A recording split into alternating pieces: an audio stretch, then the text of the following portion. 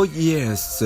Olwokwagala okwenkana Rema Namakula, Lydia Jazmine yavayo n'alimba abantu nga bwe yazimba ennyumba. According to Lupapula online lumanyikiddwa nga Celebrity Patrol, Lydia Jazmine yagenda mu maaso n'okuba nti asharinga ennyumba ku social media ey'omugagga amanyikiddwa nga Ed Chuni.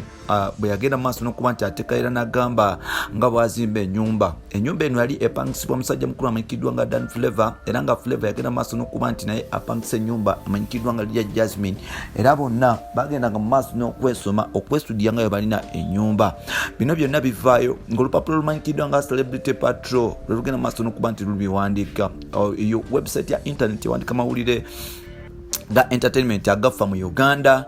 So n'olwekyo source gyeva era nga Lydia Jazmine oba oliawo amawulire agavayo galaga nti talina nnyumba nga bagenda maaso nakuba nti alimba. Bino byonna bikola kwagala kwenkana Rema Namakula because Rema yazimba ennyumba n'awasa n'omusajja, oba oliawo embeera bwetu n'agitambuza. Otherwise ebintu byo bikyaganye ebya Lydia mpola mpola. Bwe twogera omukyalo n'ali kunyali ali Bulaya, ali Europe, ali UK, jagenda okuba nti asakata emiziki ne musajja mukulu amanyikiddwa nga Dr. Jose Chameleon, Kogata, Daddy Andre, Uncle Wizomanizo n'abasigaddewo bonna. Betugenda okuba nti tulamu olunaku lwa leero. Ngenda kusaba ogende mu maaso n'okuba nti osubscribinga, genda mu maaso n'okuba nti otubulira bwajjo sinzire okuba nti otulabira, era ngenda kusaba mukwano ogende mu maaso n'okuba nti olikinga video eno tusobole okuba nti tutambula ffenna. Genda mu maaso n'okuba nti olikinga video eno tusobole okuba nti tutambula ffenna, era genda mu maaso n'okuba nti okomentinga n'otubulira endowooza yo ng'oyita mu comment section yawo mpola mpola.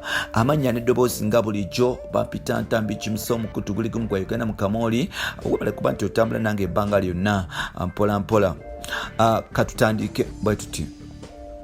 Omuyimbi amanyikiddwa nga Namakula Lydia, abasinga gwe tumanyi nga Lydia Jazmine, we twogerera oba oliawo ebintu byagenda mu maaso n'okugamba amawulire kwogata n'okuba nti ateeka ku social media handles ze ng'ategeeza nga bw'atyo bwe yazimba ennyumba byonna byonna bya kiyaye. Olupapula lwa online luvayo lutegeeza nti omukyalo ono yagenda mu maaso n'okwesibwa ku nnyumba y'omugagga omu, I think ali South Africa, Kyeyune Idi oba yes, ennyumba ya Kyeyune. Yavayo n'ategeeza nga bwazimbye ennyumba etali yiye, era ng'ennyumba eno eri side z'emunyonyo. Ebifaananyi yagenda mu maaso n'okuba nti abiteekayo nga yeesudia nga bwe yazimbye ennyumba. Abo nno abalabira ewala bagamba nti oba oliawo Lydia Jazmine yayagala kuba nti yeepima mu mukyala mukulu amanyikiddwa nga Rema Namakula n'abayimbi abalala okulinga Lydia Jazmine, okulinga Spice Diana, bagenda mu maaso n'okuba nti bateekawo mashinizi zaabwe nga ziva mu nsweti mu ntuyo zaabwe n'okulaga status zaabwe nti oba oliawo mu bintu by'ensimbi tebakyali bubi nnyo ddala. So mukuba nti oba oli ayagala okikola, omukyalo ono yakozesa omuyimbi amanyikiddwa nga Dan Flavor. Yes, ennyumba gye yali yapangisa oba ennyumba gye yamupangisa yakozesa Dan Flavor ne bakuba ebifaananyi ebyo, era nga bagenda mu maaso n'okuba nti babisharinga ku internet n'ogezaako okuba nti baportrayinga ekifaananyi ekikyamu nga bwe bagenda mu maaso n'okuba nti bazimba ennyumba. Kino nno kyaleeta obuzibu mpola mpola, era nga kyaleeta tabu tagali.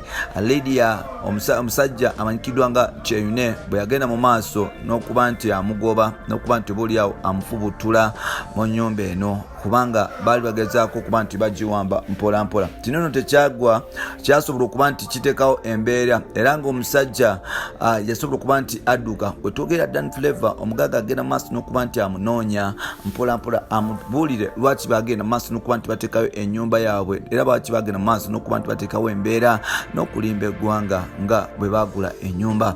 Lydia mpola mpola y'omu ku bakyala abayimbi oba oliawo abato abagenda maaso n'okuba nti bateekawo omutindo ne bwankubadde ng'afunamu embeera sometimes banne bakola ebintu ebikyamu.